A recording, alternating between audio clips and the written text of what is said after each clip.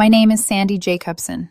I'm 29 years old, and 3 days ago I watched the future I'd spent 4 years building collapse in front of me, quietly, cruelly, and in a way I never could have imagined, even in my worst nightmares. People always say heartbreak is loud, dramatic, explosive. Mine wasn't. Mine unraveled silently, under thousands of paper lanterns that were supposed to light the beginning of my forever. Instead, they lit the truth. I'm a project coordinator for a mid-sized tech company downtown. I make good money, live in a small but cozy condo, drive a pragmatic used sedan I maintain. Better than most men in their 30s maintain their egos. My life has always been stable, predictable, intentional, until Noah Pierce. He came into my world 4 years ago like a spark, warm, charming, ambitious, the kind of man who laughed with his whole chest and made strangers feel like old friends.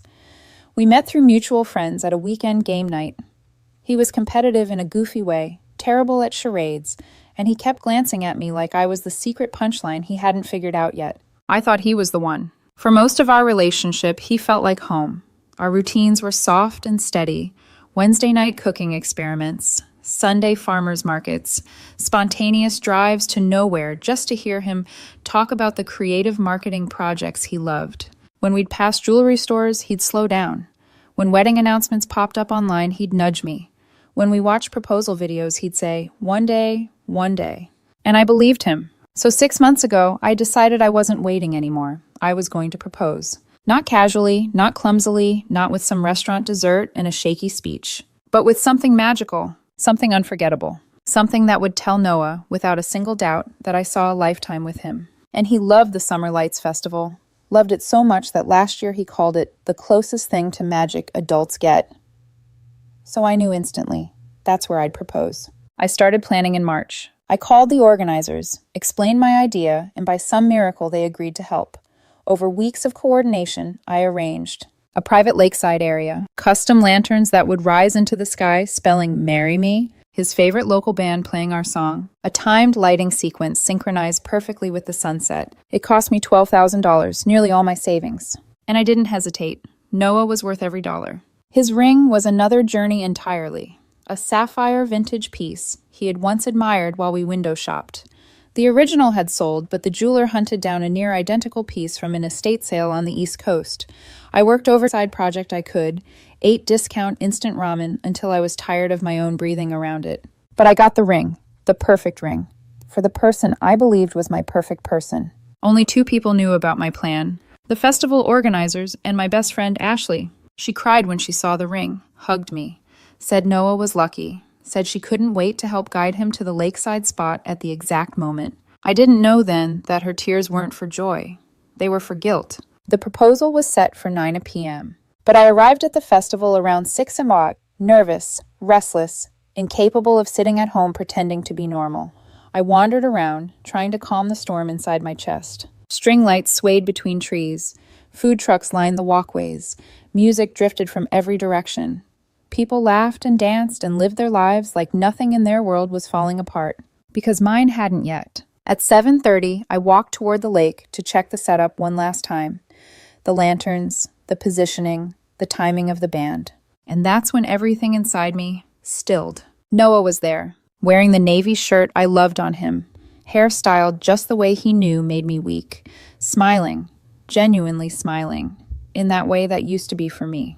But he wasn't with Ashley. He wasn't even alone. He was standing beside Jenna Morales, his ex-girlfriend from work. The same Jenna he'd been catching up with for coffee over the last couple of months. The same Jenna I'd asked him about. Casually, carefully, trying not to sound jealous. He'd kissed my forehead and said, "You don't need to worry, babe. She's just a coworker." I didn't worry, until I saw them holding hands. Fingers intertwined, not brushing, not accidental, intentional, familiar, intimate. And there was this softness in Noah's expression, this adoration, the kind that made my stomach curl. He ordered her favorite caramel apple without asking. She wiped caramel from his thumb with a smile that belonged in memories, not in front of me. He tucked a piece of her hair behind her ear. She leaned into him. They didn't look like new lovers. They looked like something that had been quietly building for a long, long time. A laugh ripped out of her chest. That kind of laugh that shakes shoulders, bright and unfiltered. A sound I hadn't heard from Noah in months. I stood there, frozen in the crowd, unable to process that the man I was about to propose to, the man I loved, looked at someone else the way I dreamed he'd once look at me at the altar. I didn't walk towards them. I didn't scream. I didn't make a scene. I simply exhaled, like someone had pressed a blade into my chest so slowly my body didn't know whether to bleed or go still. My phone buzzed, the festival coordinator checking in, and I heard myself say, "Let the setup run. If someone else wants to use it, let them. I'm not coming." He hesitated, confused. But I couldn't explain. Not yet. Maybe not ever. I walked back through the festival like a ghost, hand wrapped around the ring box in my pocket until the edges dug into my palm. By the time I reached my car, I couldn't feel my fingers. By the time I reached the motel, I couldn't feel my heart. I sat on the stained bedspread, staring at the velvet box glowing under a buzzing fluorescent light. The ring I bought for Noah didn't look like a promise anymore. It looked like a funeral. I didn't sleep. Not really. When exhaustion finally dragged me under, it was long after dawn.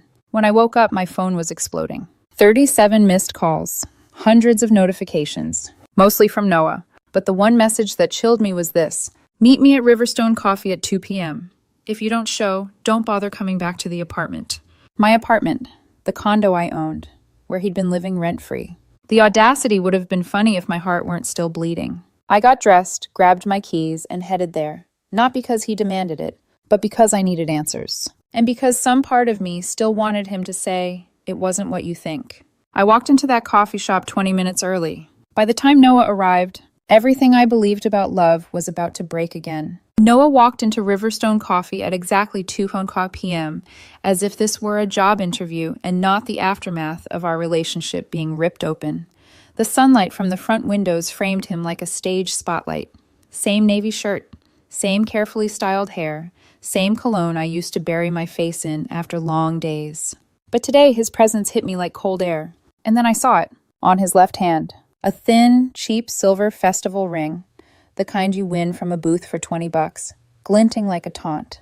Not my ring, not the sapphire I'd worked 6 months to afford, just a cheap trinket. He walked straight to my table and didn't sit, didn't breathe, didn't blink. Instead, he lifted his hand as if presenting a trophy. "I got engaged last night," Noah announced, loud enough that nearby customers turned. "Jenna and we're official now." My heart didn't break this time. It calcified. Jenna, his ex, the woman I watched him hold hands with less than 24 hours ago. I stared at him, stunned. "You're engaged?" He nodded eagerly, pride puffing up his chest. "It was perfect, Sandy. You wouldn't believe it. The lanterns by the lake, the music, the lights, everything just happened. Like it was meant to be." Oh.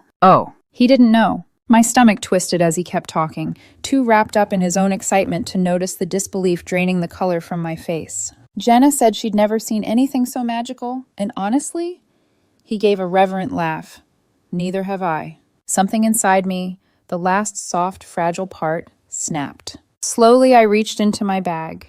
Not for my phone, not for tissues, but for the velvet ring box that still felt like an anchor in my hands. I placed it on the table between us. It landed with a soft thud that echoed louder in my heart than the festival fireworks ever could have. Noah frowned. "What's that?" I opened the box. The sapphire glowed beneath the cafe's warm lights. Deep blue, radiant, unmistakably real. Noah's face went from smug triumph to confusion to dread. "I was going to propose last night," I said quietly. "At the Summer Lights Festival, at 9 o'clock, by the lake, with lanterns spelling 'Marry Me,' with your favorite band playing our song."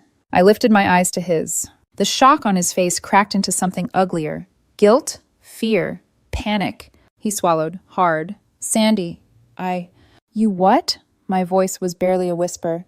"You used my proposal, Noah. You stood in the exact spot I planned. You let someone else guide you to a moment I created, a moment I paid for." Whispers spread through the cafe like wildfire. Phones lifted. Eyes widened. Noah lowered himself into the chair, the bravado draining from his posture. "I didn't know," he whispered. "You didn't know because you didn't care enough to see me anymore." His eyes darted around the room, realizing people were watching, recording. He forced a laugh. "This is ridiculous. You're being dramatic." "Am I?" I leaned forward. "Because I saw you holding hands with Jenna the night before, laughing with her, eating with her, touching her like she was your girlfriend, like I never existed. For the first time since I'd known him, Noah didn't have a comeback. He pressed his fist against his mouth like he could shove the truth back inside himself. I continued, voice steady, almost serene. When I canceled the proposal, I told the festival coordinator to let anyone use the setup. I didn't know it would be you, with her. Noah's eyes filled with something. Regret? Shame? Or just fear of public humiliation? Sandy, please, he whispered urgently. Can we talk about this privately? I'm done talking privately, I said. You chose to parade your engagement ring around. You chose to show up like this. His voice cracked. I didn't mean for it to happen like that. But it did. Silence fell between us. Then Noah reached across the table, palm shaking. I made a mistake, a huge one. I got confused. Jenna and we reconnected. There were feelings, but I swear I never wanted to hurt you. Oh, Noah. I closed the ring box. You didn't just hurt me, you humiliated me. You took everything I worked for and turned it into your love story with someone else. He bowed his head. For a moment, he looked like the man I fell in love with. Remorseful, gentle, soft. But then he said the one thing that revealed exactly who he'd become.